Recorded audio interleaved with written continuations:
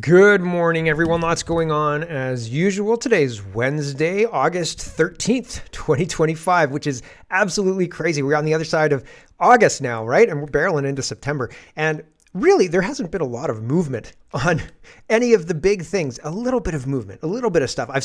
Yesterday I saw maybe tanks rolling into Washington, D.C., and that was interesting to see. People were losing their minds about that.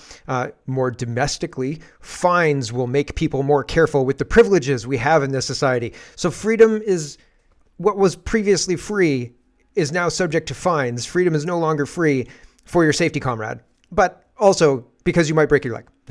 Unbelievable stuff happening in Canada. We're going to start there. Canola oil and trade. It's a huge story that is kind of being ignored by a lot of the talking heads in media. There were a lot of stories about it yesterday or the day before. In the last couple of days, Scott Moe made a statement. Wab Canoe's talking about it as well, although I don't have Wab's statement here today.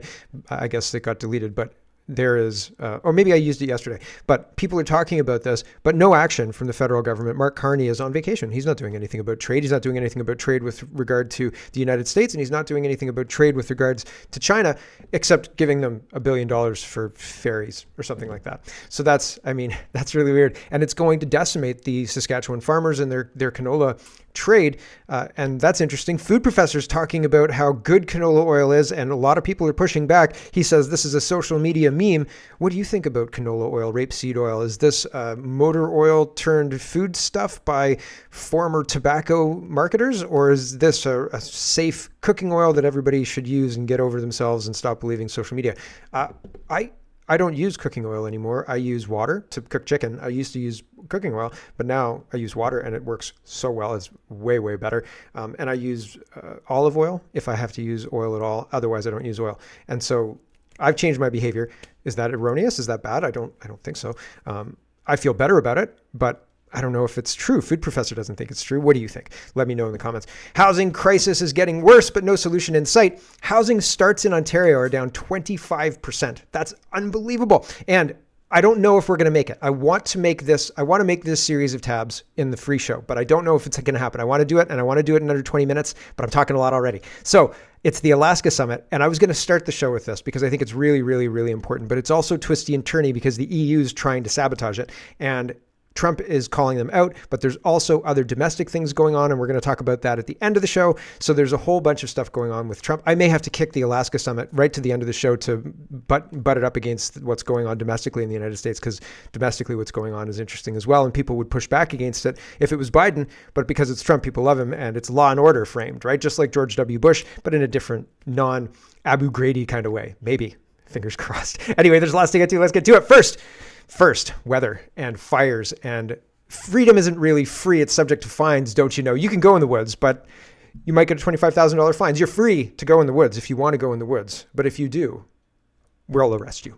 So it's not really free. It's not really free. So the fines are changing what was once free into something that is not free anymore. And they don't seem to be able to admit this to themselves, even as they say these crazy things on camera. Okay, it wasn't actually about starting fires, banning hiking in the woods. But what if you break your leg? Is admitting you completely lost the argument. Totally and completely lost the argument.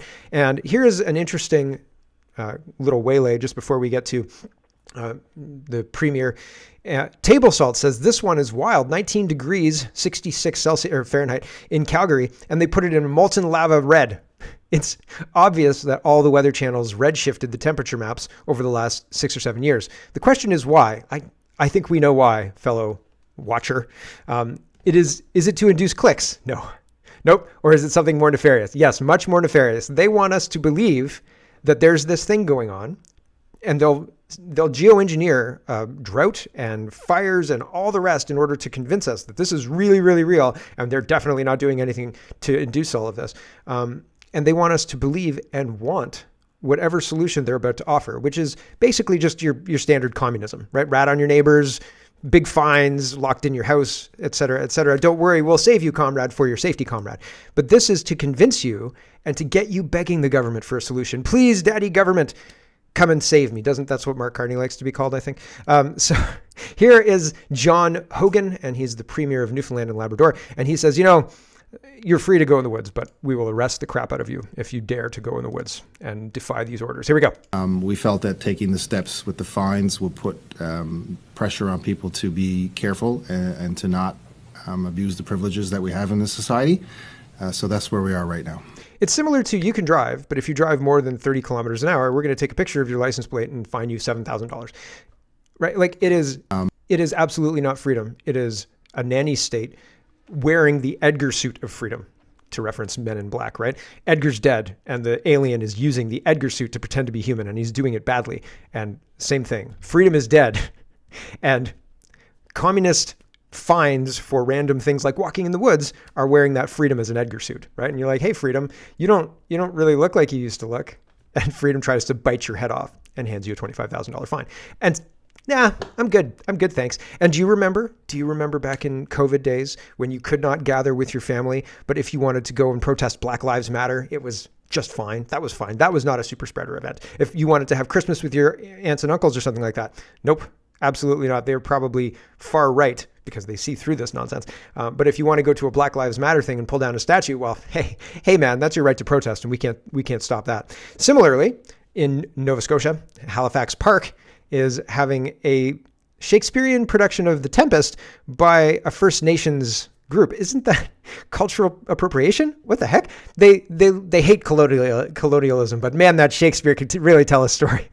So they took the Shakespeare story and adapted it to their own thing. And well, listen, and of course they can do their play in the woods. The woods is an integral part of their play, don't you know? Right? Of course they can pull down statues. Everybody has a right to protest or something like that. Yeah, but you can't destroy public property in your protest and then you get trampled with horses for noticing, right? Micmac play to go on in Halifax Park, Nova Scotia after Nova Scotia wildfire restrictions cause uncertainty. The play is performed on one of Shakespeare's By the Sea's shady tree-covered stages. Oh, it's shady and tree-covered, so there's no fire risk there, of course. Within the park, the natural setting is weaved into the script of the play with wooden backdrops acting as important parts of the story setting. So, of course, you couldn't move this to a theater or something like that. You have to do it in the park with the $25,000 fines for the plebs who aren't acting, right? What makes the play really unique is that we're in the woods and we actually use it for its potential. See, what makes hunting really unique is that you're in the woods and we're using the woods with our guns to explore deer and the insides of deer and then you take a picture with the deer. No, you don't want us doing that. Some people smoke. What makes the play really, oh yeah, I've said this here. I didn't highlight the Tempest part. Okay. So it's a Shakespearean play. Okay. The indigenous take on Shakespeare's The Tempest was created in collaboration with Halifax-based Zupa Theatre and the Sipu Tricksters, a Micmac collective of First Nation people. It centers on Caliban's story and reimagines the characters from The Tempest as indigenous figures and navigating the early days of colonialization. And isn't that strange? Again, we hate colonialism, but we will steal this Shakespearean play and make it our own. Totally normal. Absolutely 100% normal thing to do. Absolutely, right? This is just an interesting meme. I think this falls in line because we're entering another mass formation psychosis. Don't go into the woods because fire. Don't go to the grocery store because of COVID, right? That's the same kind of thing. It's the same picture. And way back in the day, I guess they were spraying children with poison because that was settled science that it helped kids out. And now we know that spraying them with DDT is bad because people stood up to that. And the meme says, you know why they don't spray kids with DDT anymore? Because someone questioned the settled science. Hey, wait a second. Kids seem to be dying because we keep doing this. Can we stop doing this and see if kids keep dying? Because then maybe if they stop dying, we've identified the problem and stopped it. But if they keep dying, maybe there's another problem, right? Maybe the DDT wasn't the problem, but maybe it is. Same thing here. People stand up and say, this is cracked, but they get silenced, right? Here's Jeff Evely. He was fined $25,000 for walking in the woods and the media is taking an interest. And actually, he says this one was a good interview. He says, CTV National News interviewed me yesterday about receiving a fine for $28,000 for walking into the woods. And Judy picked a good quote from our conversation for the report, and it was a pleasure speaking with her. In Nova Scotia, citizens are banned from the woods because the more people that are in the woods, the more likely a fire is to occur, according to the fire prevention officer. In New Brunswick, citizens are banned from the woods, not because more people leads to more fires, but because emergency response teams are too busy fighting fires to rescue them when they break their legs. Nova Scotians are fire hazards. New Brunswickans are klutzes. Both need babysitting. the paternalism of the guilty conscience, central to the essence of totalitarianism, is on full display in the Atlantic provinces. And he's right. And the infantilization of society has created this mess, right? Like, don't worry, kid, we'll come and patch up your knee. Whereas I'm not a kid. And if things happen or go badly, I will blame myself, right? I won't think to myself, I hope Susan Holt shows up to save me with a helicopter or something like that. No, that's not it. That's not the point either. And I don't think I'd put myself in a situation like that. I don't think I'd be taking my boat on a Crown Lake or something to that effect just in case I capsize. I doubt it, but still, I don't think I'd do that. But good sense is not, like, people aren't being given credit for good sense, and people aren't being given credit. People are being treated like criminals, like children and criminals all at the same time. And that's not going to solve this problem. It's really not. Having individual responsibility, holding your neighbors to account to a certain degree, like, hey, don't smoke near the forest or something like that. You know what I mean? But having laws, having these draconian, totalitarian, tyrannical things happening to reinforce this stuff, I don't think is the solve-all, while the government seems to think that it is the solve-all. Here's Jeff as well, and he's encouraging you to donate to the Justice Center for Constitutional Freedoms. He says, public service announcement. I will not be fundraising for my legal defense against the $28,000 fine issued to me by the province of Nova Scotia for walking into the woods. Anyone setting up a Give, Send, Go or anything else on my behalf is grifting. If you would like to help me in this fight to win back our freedoms, please donate to the JCCF Canada. They are an excellent organization that is vitally important for the defense of our rights and freedoms in Canada, and I'm very pleased to be working with them. Please visit their website to donate. Any links to the website, and so check that out if you're interested in donating. And that's above board, man. So it looks like he is genuinely trying to rattle some cages at the top and doing everything he needs to do and willing to go the distance. So good job. And my gosh, right? It's jaw-dropping what people need to do in order to highlight the awfulness that's going on in Ontario and Canada across the board, not just Nova Scotia and the Atlantic provinces, but everywhere. If they had an excuse, they would do it. Here's Vesper. We're going to talk about censorship and then trade. Vesper says, if you don't believe that the Liberal government is actively trying to undermine, silence, stifle our freedoms online and has been for the last 4 years, look no further than when Twitter sent a confidential reply to the Liberal Party in 2021 on page 3, link in comments. So this is confidential, sent from Twitter Canada to the Department of Canadian Heritage, sent September 24th, 2021. I am heavily censored on this website. I'm heavily censored on all the websites, on YouTube, on Rumble, on Twitch, there are anomalies and weird things that happen with my streams and weird things that happen with uploading videos and weird things that happen with monetization, weird things up and down. And it's not just me. There are other people who this is happening to, but the people who this is happening to all share similar takes on things. Like, I'm trying to tell you to think for yourself. And I'm trying to tell you that here's a source, look into it further. And I'm trying to tell you that I don't think these people are telling you the truth. And for taking that frame, I am removed from the conversation, and their assets attack me for having questions that they don't like. And that's really weird. And that's by design. Twitter has a cap on my videos. You can't watch my video more than, there's like, most days it's less than 200 views on my video. I think I've seen videos with 300 views, but it's rare and it's after a few days. And oftentimes after a few days, my video just is gone from the timeline. You can't access my old videos. So that's weird. But here's what the Twitter said to the Canadian Heritage in 2021. Twitter's view is the framework proposed beginning in Module 1B of the technical paper, for proactive monitoring of content sacrifices freedom of expression to the creation of a government-run system of surveillance of anyone who uses Twitter, or X now. Even the most basic procedural fairness requirements you might expect from a government-run system, such as notice or warning telling these people, are absent from this proposal. The requirements to share information at the request of the Crown is also deeply troubling. The other thing I lost is in Canada, so I had an Amazon account where I would have an affiliate link. And so if you bought property or bought something from Amazon through my affiliate link, I would get a percentage, 1%, 2%, something like that, small percentage, right? And my Amazon.ca account in 2021 violated some rule, and I got banned on the .ca one, but not the .com one. Don't know why. The .com one worked just fine. .ca, nope. And I emailed them and I said, hey, like, I think I've complied with everything. There's no warnings or anything on my thing. Like, can you tell me what's happened here? And they wouldn't even respond to me. They still haven't responded to me. I should probably go and check because I've got my YouTube channel back. So there's probably some kind of thing that I've satisfied now, or there's probably some kind of thawing of this under Mark Carney because I think they're trying to do it with AI now instead. So maybe my Canadian affiliate account is back up and running, but I don't know. I haven't checked. Maybe I should. But it's very interesting that this is in effect and has been in effect for a long, long time. And it's very, very concerning.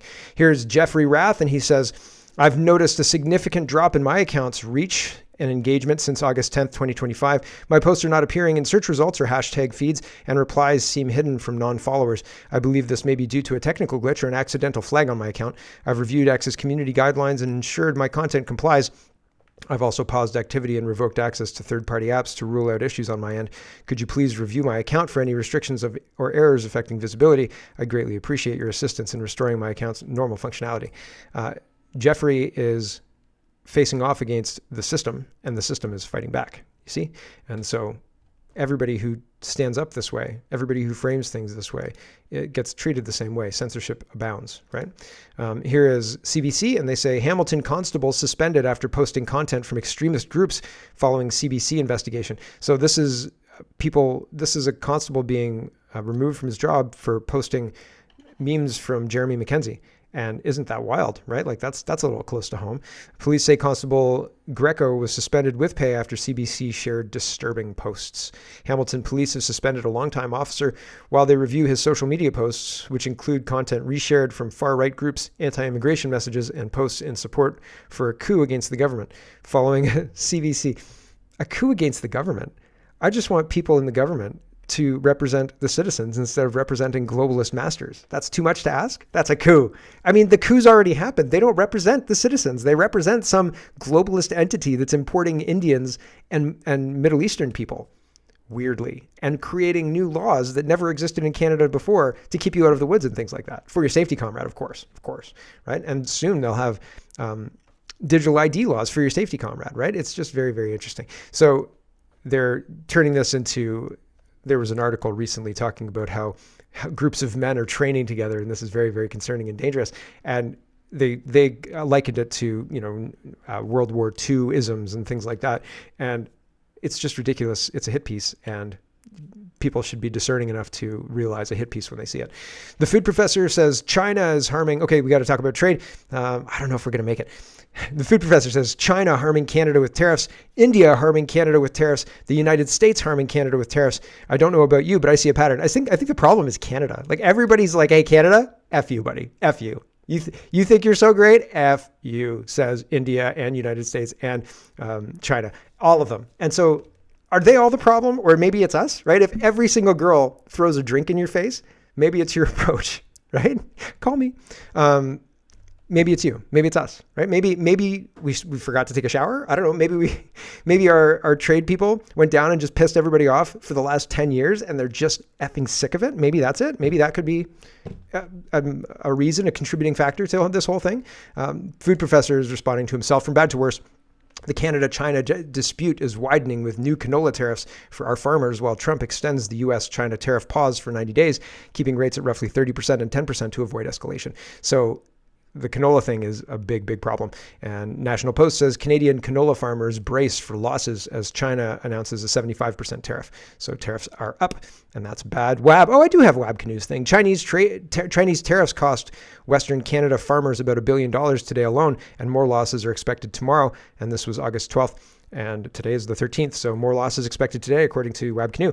I stand united with our Western producers calling on the federal government to support our AG industry and to find a path towards removing these to remove these tariffs. Everybody, we were warned. Everybody said, like months ago, if you put these tariffs on electric cars to protect an electric car market that doesn't exist, you're going to have a bad time. And here we are having a bad time. So I don't know what to tell you guys. Like, We knew. It's not like this is a surprise. Here is 5.5 minutes of Scott Moe, and he says our Canadian canola industry is every bit as important to our economy and jobs as Canadian steel, aluminum, auto manufacturing, and forestry, and a lot more significant than the electric vehicle industry. Here's my statement on the 76% tariffs on canola imposed by China today. And so he's saying it's bad. And it's bad. So I'm not surprised, right? Here is Senator Housakis, and he says, for anyone still under the illusion that China could be a reliable trading partner, this is what naivety and weakness earn you. Will the Liberals be thanking them with more shipbuilding contracts? Savage. Absolutely savage, right? That's just shredding the current Liberals. Unfortunate that nobody cares. It's just really unfortunate that nobody cares at all. Here is Stockwell Day, and he's responding to Doug Ford, and Doug Ford says, basically, Trump's making me so mad. I'm getting emotionally mad here. Here's Doug Ford. So I appreciate the question. Sorry, I'm getting a little passionate today about this.